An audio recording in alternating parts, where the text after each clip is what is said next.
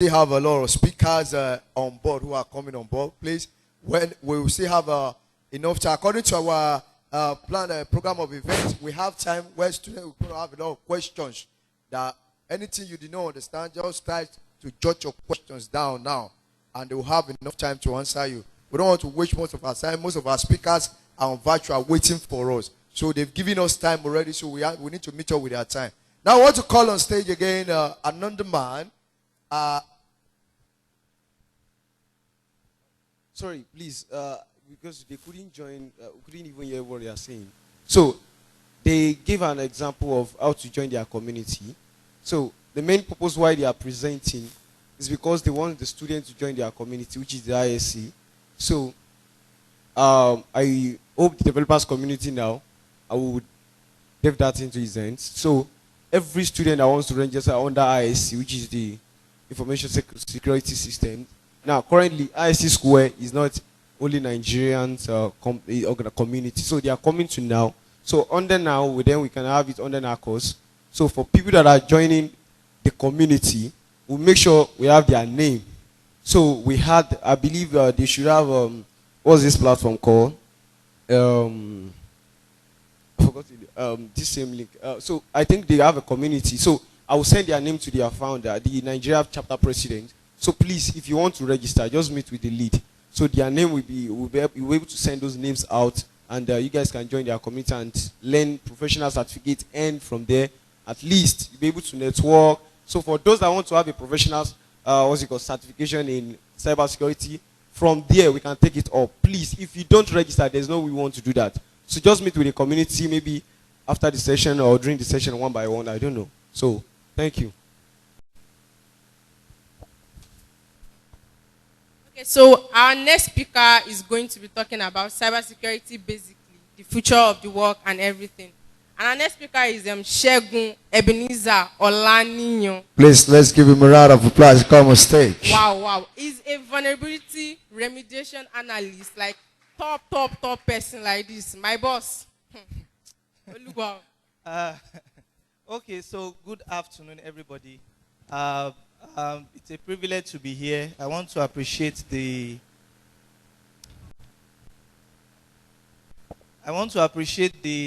leadership of NACOS now, and for this privilege.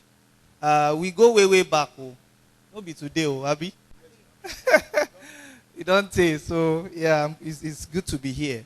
Okay, so what I want to be talking about, or what I'll be talking about, is not only about cybersecurity. It's cybersecurity majorly, but it's also cut across, other fields in tech, and we are going to enjoy it because we are going to be resonating with some of the things I will be saying, or some of the things you might have heard before, and it will really resonate with you because as it is right now, cybersecurity is going to be something that will be a basic requirement for every worker in the future. Now, when I say a basic requirement, I'm not saying that they will tell you must change your career. No. What I'm saying is it will get to a point in the future where whatever work you want to do for an organization, it will require that you have a basic security fundamental knowledge. That's what I'm saying.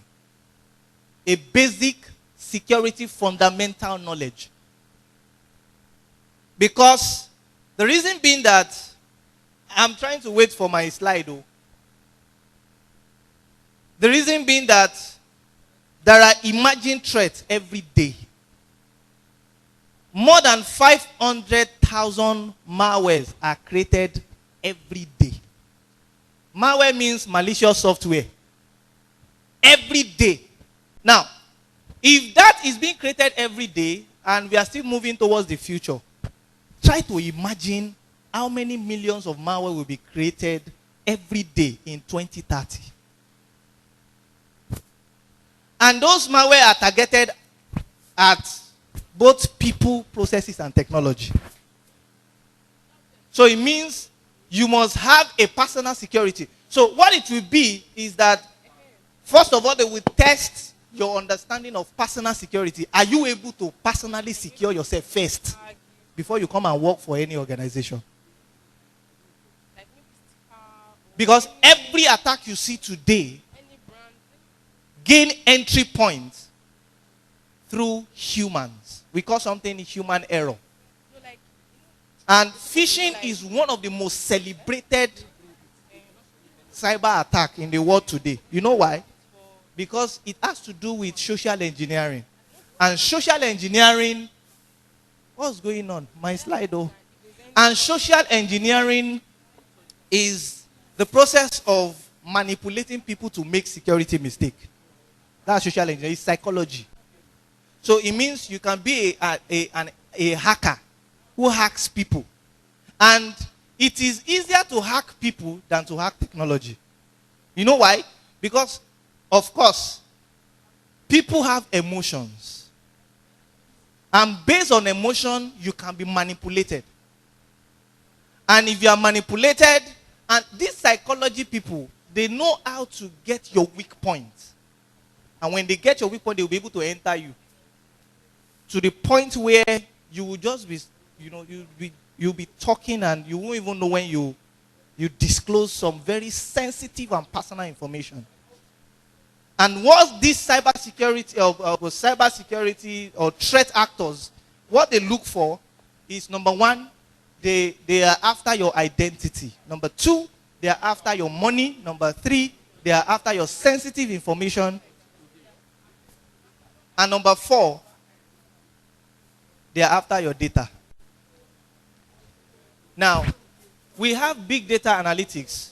I know there are guys here who are doing machine learning, big data analytics, where the world is becoming a society that is data-driven. And as such, as much data that is being released every now and then, there will be more threats coming, to exfiltrate those data. And that is why this topic is very important. Cybersecurity competencies and the future of work. What's happening with the slide? Okay, let me just continue. Okay, so I've been introduced already. I don't need to introduce myself. Now, what's the future of work? I know we would have heard of the future of work, and I even know that some of us would have heard that robots or automation machines will take away some of people's job in the future, right? How many of us have heard that statement before? Okay. Well, that's not totally true, because every organization who has sense, we know that what automation and robotics and artificial intelligence should do for their organization is to help their employees be able to effectively deliver deliverables in an efficient way, not to eradicate the employee themselves. I don't know if somebody is getting this. Not to eradicate the employee themselves. And that is why you need to upskill beyond hard skill so that you can remain relevant when that time comes. When that time that, automation, of course, automation is in use today already.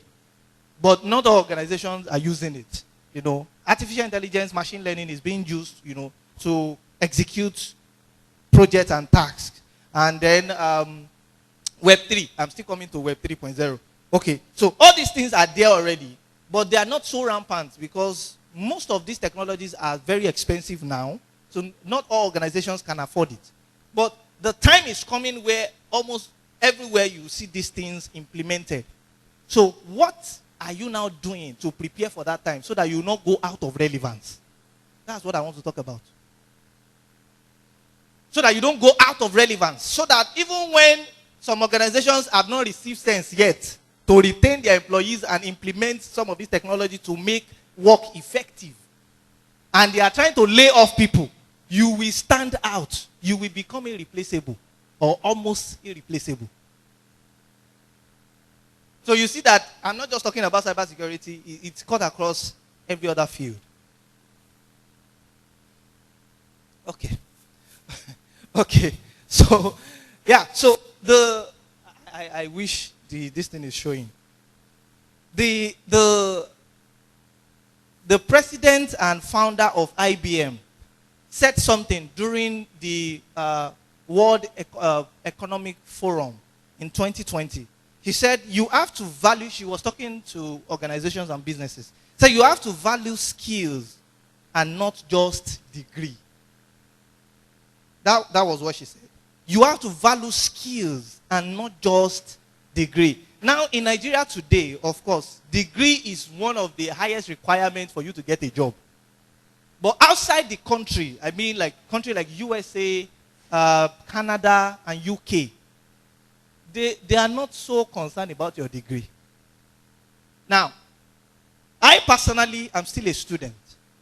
But I work for 2 different companies, one in UK, one in US. And I'm still a student. So it is not about my degree, it is the value I can offer that. But in Nigeria, even when you have value, they will still say, go to school. Now, this is not denying the fact that you have to get educated, you understand.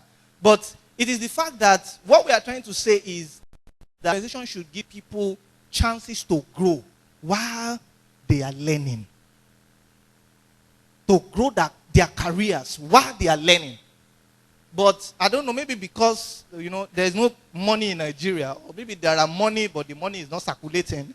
So many organizations does not want to invest in upcoming or level candidates who are just trying to, gain experience and grow themselves in their career. So Nigeria is not at that point yet. So now, even in US, when this was happening, this woman was encouraging businesses and organizations that they should value skills and not just degree. So it means that it will get to a point in the future where your degree will almost mean nothing to getting a job. It will be, the attention will be heavily on your competencies and your skills. Now, when I say competencies and skills, I'm not just talking about hard skill. We are still going there. I'm not just talking about hard skill. Because I've noticed that a lot of people want to know how to use tools. It is very easy to learn tools.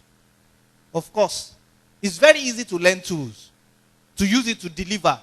But after, working on tools and the rest, and they now call upon you and say, okay, you've made some findings, you've created some solutions, you've been able to implement 1 or 2 things that have helped our organization. Come and present what you found to the stakeholders so that they will be able to buy into the idea of what we are doing. Then, so many people will have problem.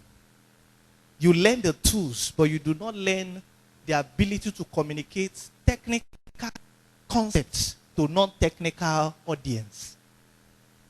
That is a lot of people don't have. In which, in the future of work, that kind of skill is just one of them.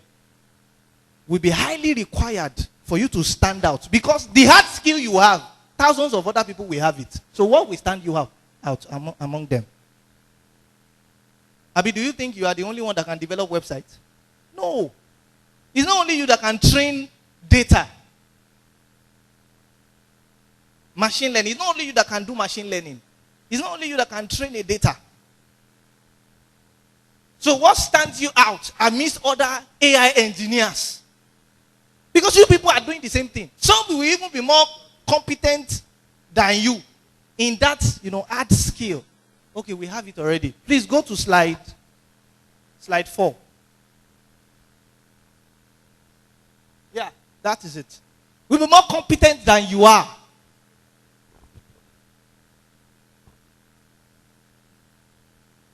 Oh, great, great. So, in the future of work, skills will gain more attention than degrees. It does not mean that degrees will be useless. It's just that skills, and the skill I'm talking about is not just hard skill. Please, next slide, please.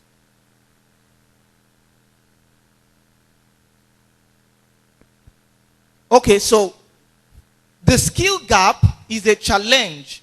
Now, this was by Joe and Tracy. Yeah. The skill gap is a challenge for everyone, and it is likely to worsen as cognitive technologies and automation become more widespread. Because some of the art skills you think you know and makes you a master in what you do, or makes you, that expert. Some of these cognitive technologies will be able to do them effortlessly. So how do you maintain your relevance then? How do you retain your relevance if automation can do almost half of what you can do? If cognitive technologies can do almost half of what you can do? It will almost be like if an organization have 10 developers, they will have to reduce them to like 3. If automation is already doing half of what they can do. So if they are telling 7 people to leave, will you be part of the 3 people that will stay? That's what I'm talking about. This is not happening. That's why we call it the future of work. Because it will get to that point. Now, in cybersecurity, the next slide. In cybersecurity, currently, around the world, we have 3.5 million unfilled jobs. 3.5 million unfilled jobs. Now, why do you think there is so much unfilled jobs? And there are people looking for work. There are people looking for employment. And there is so much large gap like that.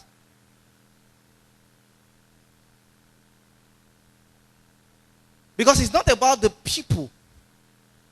Or it's not about the organization. It's about the people. Maybe people, there's something the organization is looking for that people don't have. Because I know some very, very crazy penetration testers. Yet, they are still looking for job. Like guys that in one minute they can do one thing but they are still looking for jobs. And I've seen somebody that is just starting out. I've not really learned so much of using some of these tools. The person gets hired. So what exactly are those employers looking for? Why will an employer go for somebody that is just starting? Invest in that person and still leave somebody that have started since. There's something they are seeing that maybe the candidates or people looking for a job are not doing. Since when have you started learning programming language? Since when have you started developing? The last time that you did an interview with Facebook, why didn't they pick you? You yourself, you knew you did well. You knew you passed the coding. There are different stages. The system stage, the interview stage, the coding stage. You knew you passed the system stage where they talk about operating system and the rest. You passed the coding stage where they talk about the programming languages and the rest. But it came to the behavioral test where they begin to ask you questions that have to do with the core values of the organization. You knew yourself that you did not do well. So, what I'm saying is, while we learn the hard skills, there are other skills. We may call them soft. There are other skills that sums up your competencies and make you become relevant and stand out amidst many other technically savvy people that are looking for jobs. The next slide, please. So, many job seeker in the cybersecurity field fall short of the standard of competence that employers demand of their cybersecurity professionals. This is not only applying to cybersecurity, even other tech fields. Now you have 20. I have a guy, John Moses. I don't know if you have heard of John Moses. 17 years old. The guy is crazy. With programming, he can write efficiently 20 programming languages. 17 years old.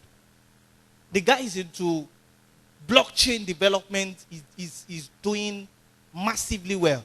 What stands this guy out is because of the way he could actually make people buy into his idea. That's all.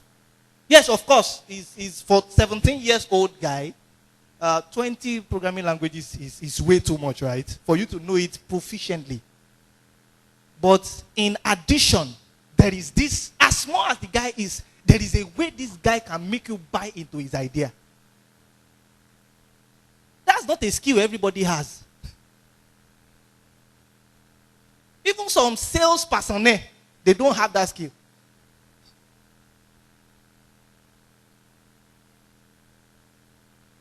Next slide.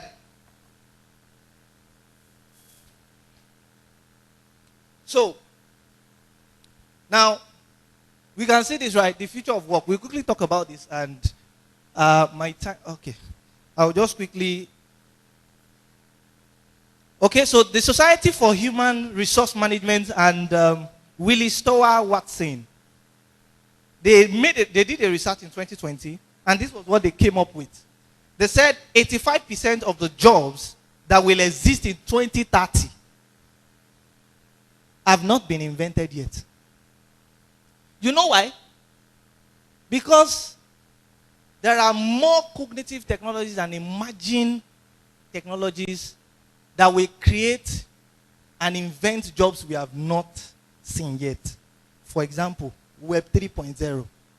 Sure, you know that there are job roles that are still coming that will be tied to Web 3.0. You know, Web 3.0 is still under testing. We are still, we've not immense in it yet. So there are no much job like that for, except maybe blockchain developer, Web 3.0 developer. But there are jobs that will be coming as far as 2030 that you'll be seeing tied to Web 3.0 because it is a technology that is just emerging and it has come to stay. And in short, it is the future of technology. 20 years ago, there's nothing like Web 3.0. We were struggling with, was it Web 1.0 and 2.0 or something? That was 20 years ago or 25 years ago. As at that time, we didn't even know that there's something, maybe something will come out at the end of the day that will be Web 3.0. All of us are doing this Yahoo Mail. How many of us used Yahoo Mail then? Very well. Like, that time there was less, I think it was Yahoo Mail that was so, and MSN, right? So, now what I'm saying is jobs are yet to be invented, and we must prepare ourselves and position ourselves in such a way that when these jobs are beginning to be rolled out, we position ourselves in such a way that we'll be able to learn the techniques and then be able to key into it. Okay, so now look at the future of work, that diagram. Now, how the future of work is done. You know, I said the future of work is the projection of workers and how works, we evolve. How the workplace will evolve. My time is up, right? How the workplace will evolve in the coming years. So look at this. How the future of work will be done. It will be done using AI, robotics, and automation, right? And I've said some things about that organizations with sense, we know that this should not take the place of their employees, but should help their employees to be able to deliver efficiently and, increase their productivity. Okay, look at who will do the, who does the work. Now, look at this. Outsourcing, gig workers, full-time and part-time. Now, the one we have in existence, very rampant now, is full-time, part-time, outsourcing. Okay, outsourcing. Now, gig workers. Many of us know about freelancing, right? Freelancing is a form of gig work, right? That is, gig work means, chunks of work that you do, like a contract that you do, you make your money here. While you are making this money, you can, attract. So in the future of work, you will see more of gig works. And even organizations will now begin to prefer to, employ the services of a gig worker than a full-time person in the future of work. So if you are saying, me, I'm not a freelancer, now, when some people are doing it, they're saying, I'm not a freelancer, I'm not a gig worker, the time will come, you will regret that you don't learn the art now. You see that I'm not just talking about cybersecurity. It applies to every other field. You need to learn the art now. There are some people that are master at Upwork. They've mastered the art. There's no proposal they will send on Upwork that those employers or those people that are contracting it, they will not contact them because they mastered the art. We have Fiverr, right? Upwork, Fiverr, and I don't know. I think those are the two popular freelancing platforms. Gig workers. So organizations will begin to employ contractors to do their work instead of, because the future of work will require that. So why you are doing you are preparing for that future of work. Start learning the art of freelancing.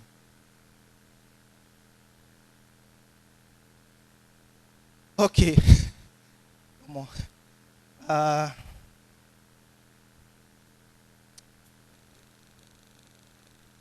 7 minutes. Okay. God will help me. Okay. So learn the art of gig works. Then when and where will the work be done? You see, remote work.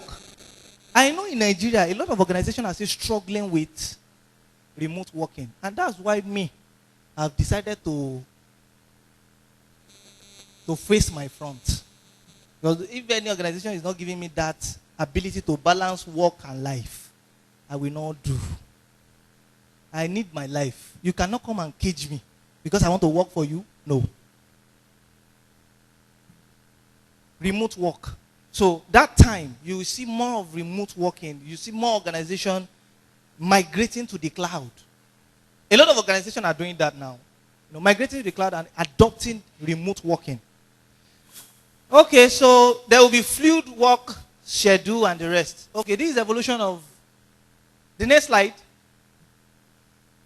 Okay, so the evolution of Web 3.0, I won't have time to talk about that. But what I'm saying now is, let me quickly jump. Cybersecurity competencies. You can just move to the next slide. Move to the slide 11. Slide 11. Cybersecurity competencies. Yes. The first one, the tier 1 is personal effectiveness competency. Workplace competencies and industry-wide technical competencies. Now, tier 3 is what most people have a mass. The use of technology, the use of tools, programming language and the rest. You see, 1 and 2 is what a lot of jobbers struggle with. And that is what is standing so many people out now who are getting jobs. So there are interpersonal. I might not be able to go through all those because of time. I wish I have more time. Interpersonal skills and teamwork, that is your ability to collaborate, your ability to have empathy and be able to interact with people. Because as time goes on, your job will be depending on another person's task. It means for you to be able to deliver your own job effectively, another person's task will make that happen. So you must learn the ability to know and understand people's differences and know them for who they are. If you are the one that says, we are hungry in our family, that's the kind of person you are, you may not be able to fit into the future of work. You see that it's not all technical, right? Because knowing tools will not help you to do that. You have to work on yourself. And this is what organizations are looking for now. Somebody that, because you will see bosses that will, if you have worked in bank, you will understand what I'm saying. Some bosses will talk to you as if you don't have life. So you will say because of that you will leave your job. But now your village people will pay bill for you. Integrity, professionalism, initiative, dependability and reliability. A lot of people are not reliable. And that will still affect their job, irrespective of how competent they are with hard skill. How competent they are, you can train data, but you are not reliable. Company will not employ you. I would rather employ somebody that has integrity, is reliable, and also has the competence to carry out the job.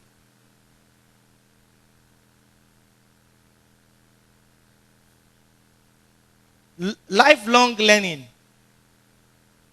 Demonstrating desire to learn more and improve your knowledge. Okay? So, now workplace competencies. Security fundamentals. I will quickly talk about security fundamentals and business fundamentals. Those two. And then I will just end it. That's workplace competencies. Please go to workplace competencies if you can. That's slide 20. You see that my slide is like 28. Now, security fundamentals cut across every other field.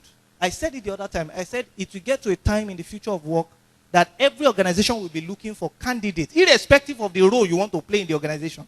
Candidate that has basic security fundamental knowledge. Somebody that already has personal security acumen or prowess.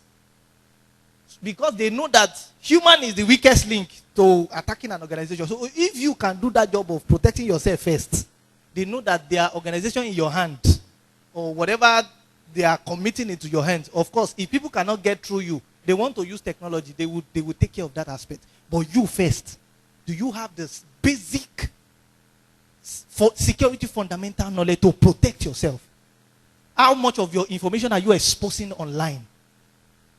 You snap a picture in front of your car, and the plate number of your car will be showing in the back like this.